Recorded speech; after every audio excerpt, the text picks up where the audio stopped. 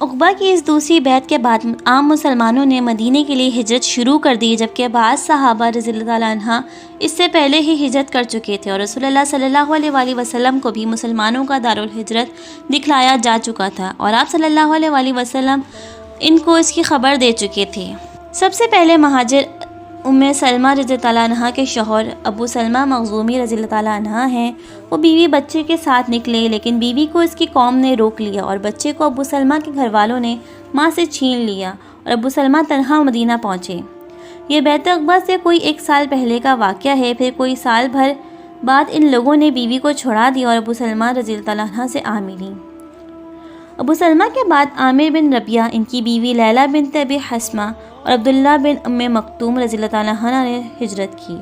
پھر بیعت عقبہ مکمل ہوئی تو مسلمانوں نے پے در پہ ہجرت کی۔ یہ لوگ قریش کے ڈر سے چپکے نکلتے تھے، یہاں تک کہ حضرت عمر بن خطاب رضی اللہ تعالیٰ عنہ نے ہجرت کی۔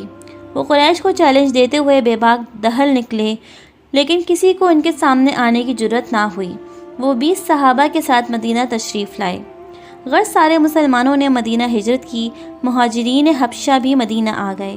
مکہ میں صرف ابو بکر، علی، صہیب اور زید بن حارثہ رضی اللہ عنہ باقی رہ گئے، یا پھر وہ کمزور مسلمان جو ہجرت کی طاقت نہیں رکھتے تھے۔ پھر حضرت ابو بکر رضی اللہ تعالیٰ عنہ نے بھی ہجرت کا قصد کیا، مگر نبی صلی اللہ علیہ وآلہ وسلم نے فرمایا ذرا رکے رہو، توقع ہے کہ مجھے بھی اجازت دے دی جائے۔ حضرت ابو بکر رضی اللہ تعالیٰ عنہ نے کہا میرے ماں باپ آپ پر فدا، آپ کو اس کی توقع ہے؟ آپ نے فرمایا ہاں۔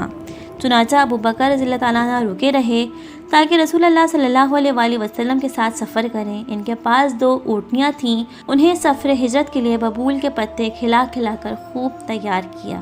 قریش یہ دیکھ کر غصے سے دیوانے ہو گئے کہ مسلمانوں نے حفظ و امان کی ایک جگہ پا لی ہے۔ انہیں مسلمانوں کی ہجرت اور مدینے میں اجتماع سے اپنے دین، اپنی تجارت اور اپنے وجود کے لیے خطرہ محسوس ہوا۔ چنانچہ وہ جمعرات 26 صفر سن 14 نبوت کی صبح کسی ایسی تجویز پر غور و خوض کے لیے دارالندوہ میں اکٹھے ہوئے جو اس خطرے سے نجات کی ضامن ہو۔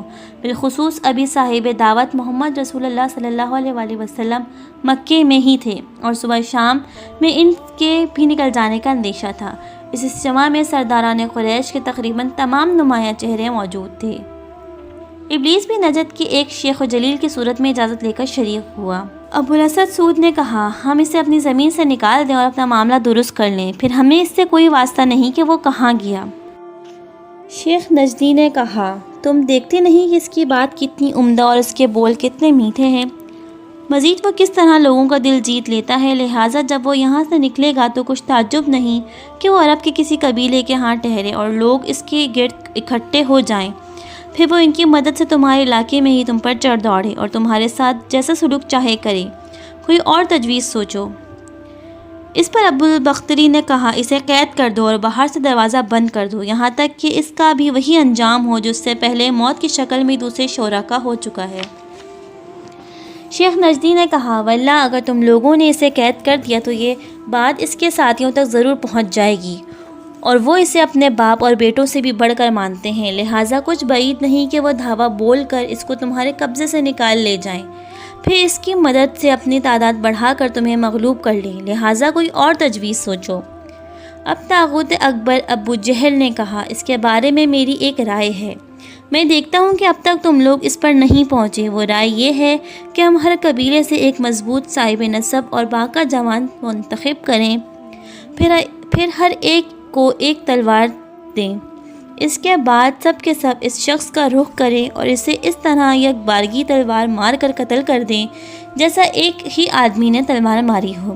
اس طرح اس کا خون سارے قبائل میں بکھر جائے گا اور اب مناف سارے قریش سے جنگ نہ کر سکیں گے، اس لیے خون بہا لینے پر راضی ہو جائیں گے اور وہ ہم انہیں دے دیں گے۔ شیخ نجدی نے کہا یہ ہے بات جو اس جوان نے کہی، رائے ہے تو یہی ہے۔ اہل اجتماع نے بھی یہی رائے پاس کی اور اٹھ کر اس کی تنفیذ کی تیاریوں میں مصروف ہو گئے۔ اس قسم کے اجتماع کا مزاج یہ ہوتا ہے کہ وہ انتہائی رازدارانہ ہو، ظاہری سطح پر کوئی ایسی حرکت پیش نہ آئے جو روزمرہ کے خلاف اور عام عادت سے مختلف ہو، تاکہ کوئی شخص سازش اور خطرے کی بو نہ سونگھ لے اور کسی کے دل میں یہ بات نہ گزرے کہ یہ خاموشی کسی شر کا پیش خیمہ ہے۔ یہ قریش کا مکر تھا، لیکن انہوں نے یہ مکر اللہ سبحانہ و تعالیٰ کے مقابلے کیا تھا، اس لیے انہیں اللہ نے اس طرح نامراد کیا کہ وہ سمجھ بھی نہ سکے۔ چنانچہ حضرت جبریل علیہ السلام نازل ہوئے، نبی صلی اللہ علیہ وآلہ وسلم کو قریش کی سازش کی خبر دی، ہجرت کی اجازت دی، نکلنے کا وقت مقرر کیا اور قریش کے مکر کو روکنے کا پروگرام بتایا۔ چنانچہ فرمایا، جس بستر پہ آپ سویا کرتے ہیں آج کی رات اس پر نہ سوئیں۔ ادھر ٹھیک دوپہر کے وقت جب لوگ اپنے اپنے گھروں میں آرام کیا کرتے ہیں، رسول اللہ صلی اللہ علیہ وآلہ وسلم ابو بکر صدیق رضی اللہ تعالیٰ عنہ کے گھر تشریف لے گئے اور ان کے ساتھ ہجرت کا پروگرام طے کیا۔